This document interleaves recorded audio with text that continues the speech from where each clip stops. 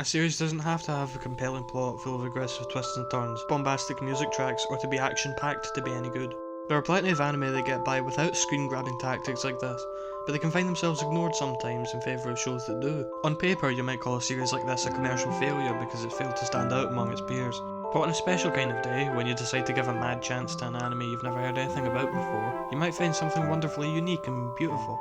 Ladies and gentlemen, I bring you my review of PA Works' magnum opus, A Lull in the Sea. Synopsis.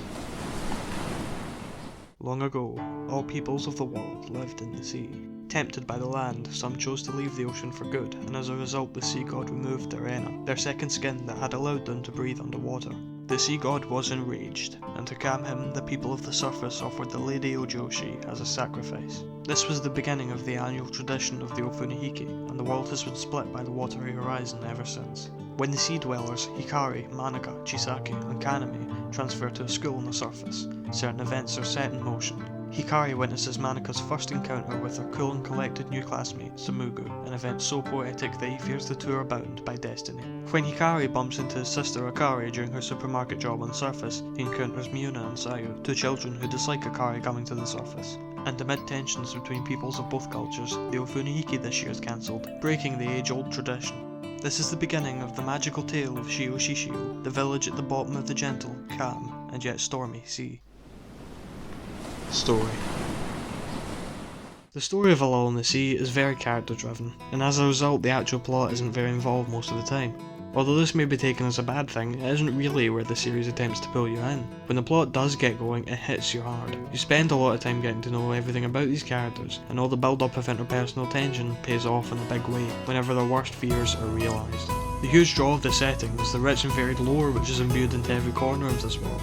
There are events like the Ofunihiki that are simply awe-inspiring, and the legend of the Lady Ojoshi has a lasting relevance to the central conflicts of the story, as the cast struggle against seemingly immovable forces in order to bring about the desired outcome. All of these elements in the setting really help to breathe life into the world and make you feel truly immersed and involved in the story. The only thing that might disappoint you though is the series finale. I don't want to spoil it at all, so I won't say much, though I will say that I think it was the ending these characters deserved, considering their flaws and all that was fought and cried over. My approach to lackluster endings is that the journey is just as important as the destination, so an anime's ending shouldn't be paramount to your overall enjoyment, as the journey must have been worth it for you to have come this far. A Lull in the Sea isn't really stretched out over 26 episodes either, whether it was dedicated to a particular character or to highlight an important interpersonal conflict. Each episode has its purpose. Characters. All the characters in this series are wonderful. Over the course of A Lull in the Sea, we learn all about these people and their hopes and fears for the future, their relationships with each other, and their relationship with the sea itself. Thanks to this focus on the characters, there isn't a single one who's too annoying, too mean-spirited, or too mopey for you to like. Hikari is our protagonist. He's a brash kid who may come off as dislikable at first because of how harsh he is, even to his friends. But as you get to know him, you begin to realise that he just has a lot of growing up to do, and what he's letting out doesn't necessarily reflect what he feels inside. Manaka is one of the most significant characters in the series. Her encounter and apparent infatuation with Tsumugu is key to the ongoing themes of cohabitation between the land and the sea, and to the characterisation of each. She's an indecisive girl, and although she doesn't mean to, she can hurt other people's feelings because of that indecision. Chisaki might bum you out sometimes, but she has pretty good reasons for being bummed out in the first place. She's a very caring person, who finds herself often worrying about everyone else too much. Her continuous fear of change and her desire to prevent it, doomed for failure, makes her into a tremendously well-developed character. In fact, you could say that the story places too much focus on her sometimes, though she is a rather important factor in tying up loose thematic ends.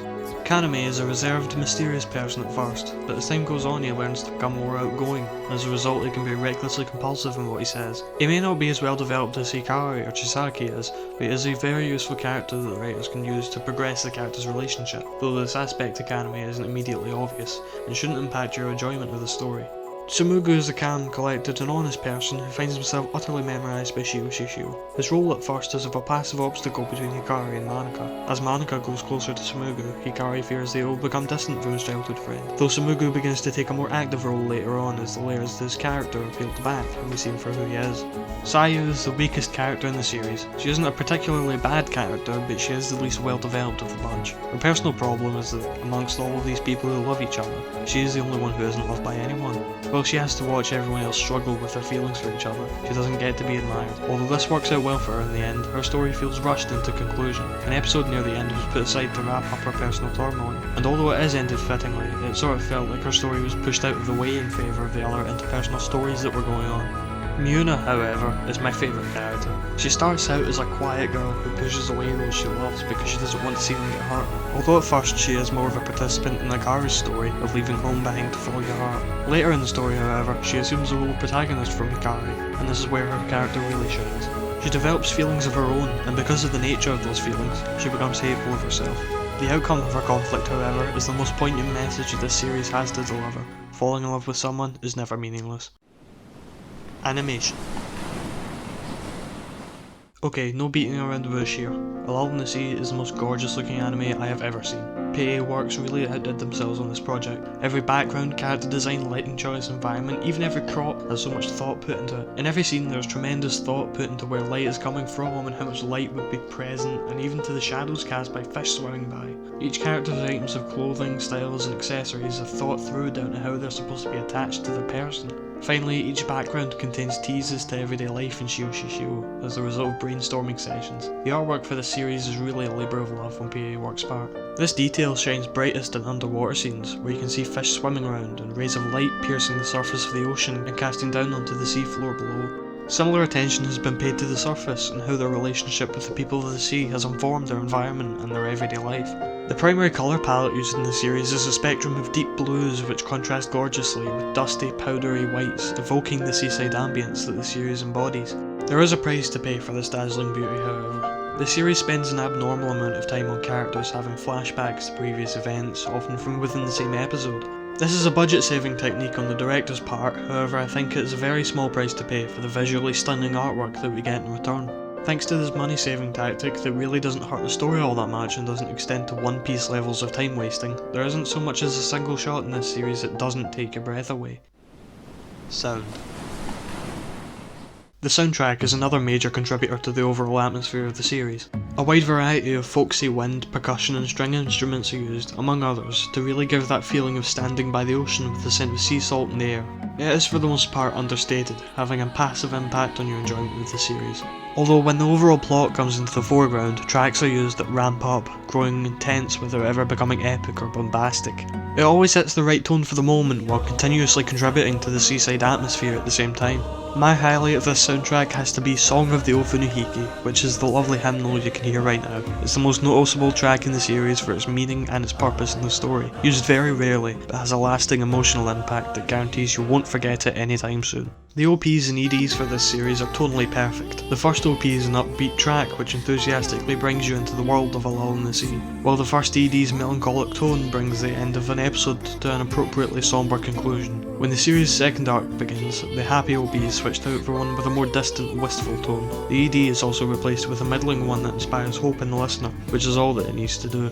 In both cases, the OP and ED have been chosen to complement each other. The first ED effectively grounds the idealistic tune of its accompanying OP, and likewise the second ED exists to inject an uplifting normality into the melancholic tone of its companion OP. Although in both instances the OPs are perfectly suited to giving the viewer a sense of expectation from the following episodes. The first OP gets you excited for what's to come, and the second makes you really think about what the cast is going through, to get you ready for the continuation to that ongoing internal conflict.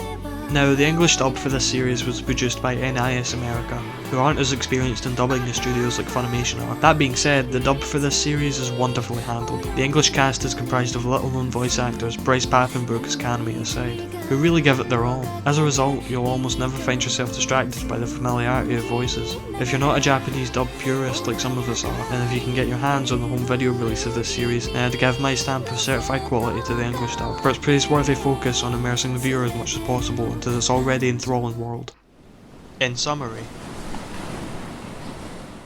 A Lull in the Sea is truly a diamond. It expertly develops a wide cast of lovable characters brimming with emotional turmoil. Its setting is a one-of-a-kind wonderland of gorgeous backdrops, rich folklore, and a nautical atmosphere to die for. Accompanying this truly magical tale is a gorgeous art style and a masterful soundtrack of wind, string and percussion instruments, blended into a cacophony of emotion. Its flaws are very few and far between, and though nothing is perfect, Little else ever comes this close to perfection. If you haven't checked it out yet, then what are you waiting for? I have no qualms with calling A Lull in the Sea one of the best anime of the modern era, perhaps one of the most expertly crafted anime of all time. A Lull in the Sea is available for legal streaming on Crunchyroll with English subtitles. It's also available on DVD and Collector's Edition Blu-ray from MVM Entertainment. There isn't a standard edition Blu-ray set as of the time of this recording, but you never know. I'd recommend if you aren't willing to shell out $84.99 for it, then you should probably go to Crunchyroll to watch it in 1080p. Normally I wouldn't say this, but this show is way too gorgeous for standard definition, or if for any reason your only option is to watch the series by buying the DVDs, then go ahead and do that. For alternative recommendations, if you like a fantasy setting rendered with stellar animation, then watch Puella Magi Madoka Magica. It's an equally fantastic world, fully realised by Shaft's incredible animation work. But if you've watched that already and you're looking for something else, then I'd point you at Spice and Wolf, a fantastic romantic story with a plot grounded in economics.